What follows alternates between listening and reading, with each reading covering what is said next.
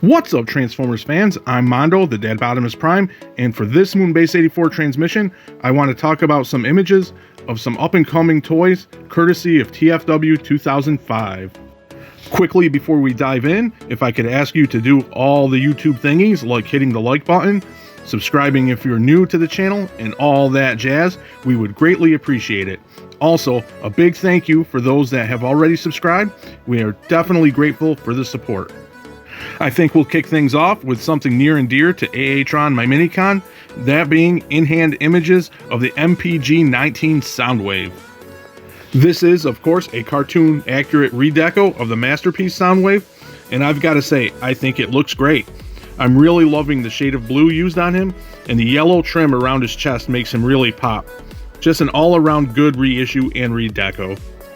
Next, we have an in-hand image of Takara's G2 Stunticon Menasor set, and while I do like the G2 color schemes of the individual Stunticons, due to the nature of how Menasor combines, I'm not big on the overall look of Menasor. It's just too much purple and blue for me, which is weird for me to say because blue is my favorite color. I guess to me, the purple parts don't do enough to break up the blue.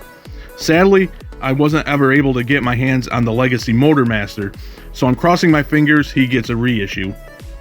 Moving on, we have Takara's promotional image for the Missing Link Ratchet. My thoughts on both Ratchet and Ironhide are that while they look cool, Takara seems to have strayed from the whole point of the Missing Link line when it comes to these two. Rather than being a faithful recreation of the original G1 toys with modern day articulation, these seem more like a new Ratchet and Ironhide that adds a third mode that emulates the original toy.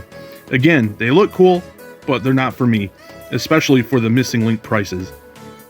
Here we have another Takara promotional image, and this time we have the Overgear Optimus Prime.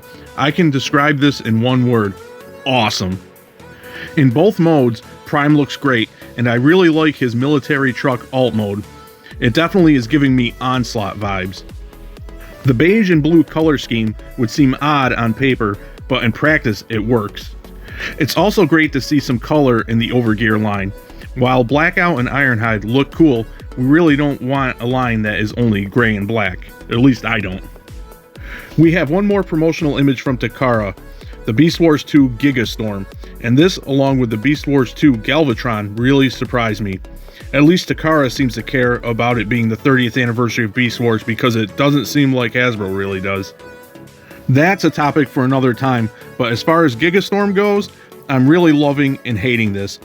I love the work done to give the Titan Trypticon the retooling needed to make him Gigastorm. So very cool. I hate it because now, as Bob Ross always said, I have a tough decision to make.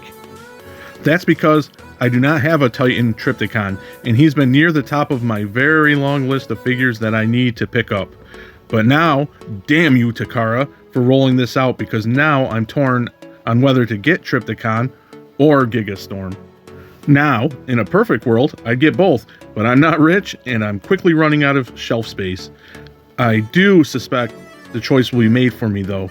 These types of releases from Takara tend to be jacked up in price, and I could see the asking price for Gigastorm being $250 or $300.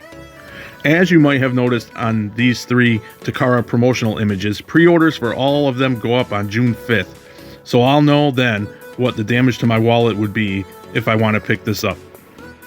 We started this video off with AAtron's favorite character, and we're going to end with mine, the one and only King Grimlock, because we have some in-hand images of his up-and-coming Titan Studio Series Age of Extinction release.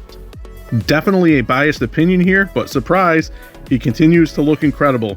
He definitely has a presence, and I'm loving the hits of silver all throughout the highly detailed mold. Now, I've said time and time again that Bayverse designs are not my favorite, but I've warmed up to them over the years. I say that because looking at this head sculpt here, there was a time when I actually hated this design, but now I think it looks sick within the context of the Bayverse look. Here we see him with the SS86 and G1 Grim, and he's huge, as he should be. Remember, SS86 Grim is a decent sized figure. And here he is next to the SS AOE Leader Grimlock Studio Series. Man, I can hear my shelves crying out that they can't handle many more toys. Dino mode looks even better than robot mode, I think. Just plain awesome. And here he is again in Dino mode with the SS86 in G1 and also with the SS Leader. He makes both of the Studio Series Leader classes seem so tiny. And of course we have the money shot with the Studio Series AOE Leader Prime riding him. The word epic definitely comes to mind.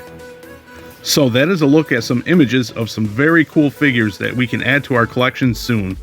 In a few days time, the pre-orders will be up for all of these once the Missing Link Overgear and Gigatron drop on June 5th.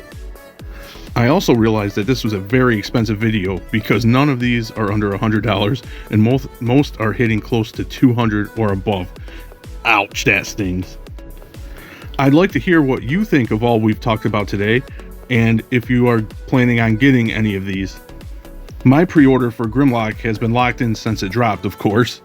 And as I mentioned, I have a decision to make when it comes to Gigatron, and I hope to make room in the budget for Overgear Prime as well. That's all for now, and until next time, thanks for docking.